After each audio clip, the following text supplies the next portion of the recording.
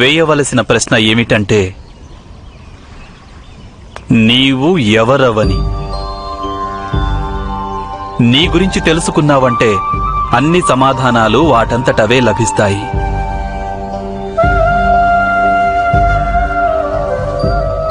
నేనెవరినో చెప్పండి. ప్రతి వ్యక్తి ఆ దేవుని అవ్యక్త రూపమే, కానీ అది ఎవ్వరికీ తెలియదు.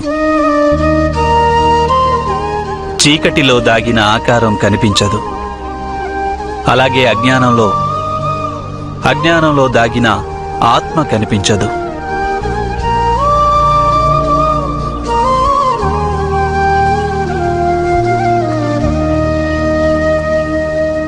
అలా స్వయం గురించి తెలుసుకోలేని వ్యక్తి ఇతరులు తన గురించి తెలుసుకోవాలని కోరుకుంటాడు.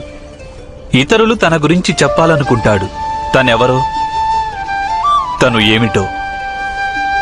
కానీ ఆ ఇతరులు కూడా స్వయంగా తమ అజ్ఞానంలో చిక్కుకుపోయి ఉంటారు. అలా తమ గురించి తెలుసుకోలేని వారు మనమేంటో మనకెలా చెప్పగలుగుతారు చెప్పు?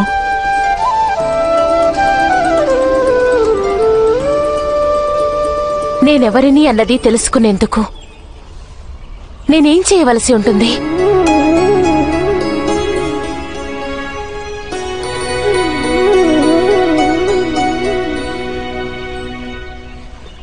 ధర్మాన్ని మోయవలసి ఉంటుంది.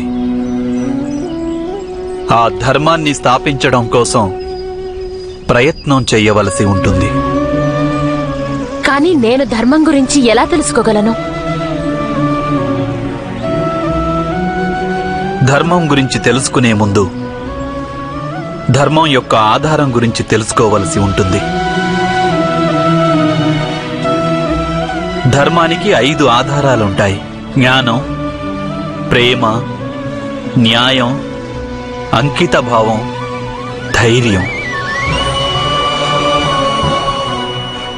నీవు నన్ను ప్రశ్నించావు కదా ద్రౌపది, నీవు ఏ కారణాన జన్మించావని?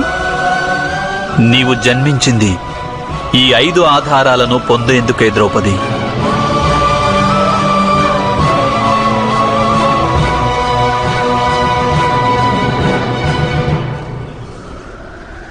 దేవతలన్నారు, నీవు ఆర్యావర్తన భవిష్యత్తుని నిర్మాణం కావిస్తావని.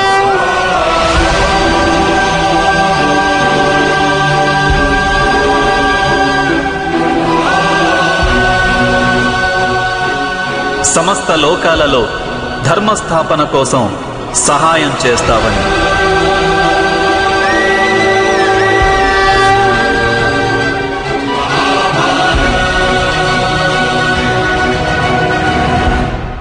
ఇదెప్పుడు సంభవమో తెలుసా ద్రౌపది? నీవు ఈ 5 ఆధారాలను, అంటే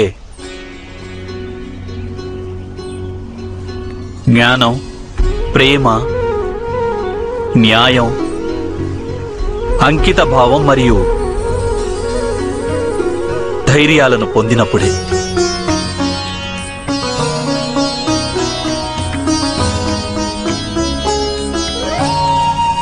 మరిక వెళ్దామా? జీవితం నీకోసమే నిరీక్షిస్తోంది ద్రౌపది.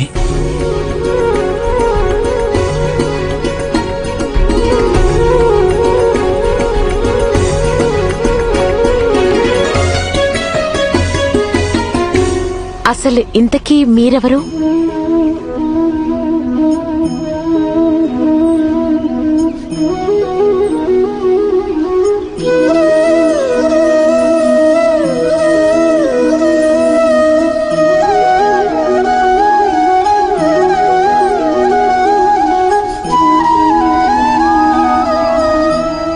నేనా?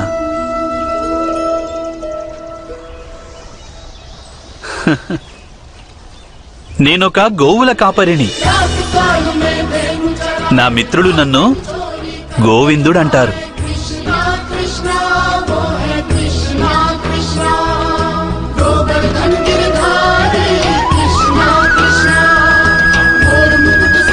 నా ఈ సందేహాన్ని నివృత్తి చేయండి గోవిందా.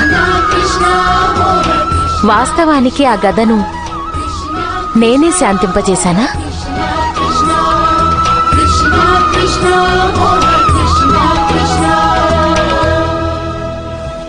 నీకేమనిపిస్తోంది ద్రౌపది? స్వయంగా తమరే శాంతింపజేశారని.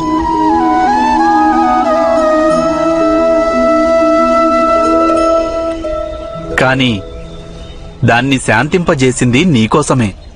అందుచేత ఆ గొప్పదనం నీదే సుమా.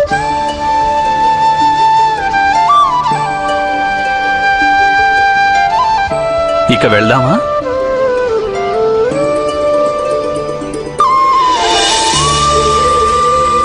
సఖీ,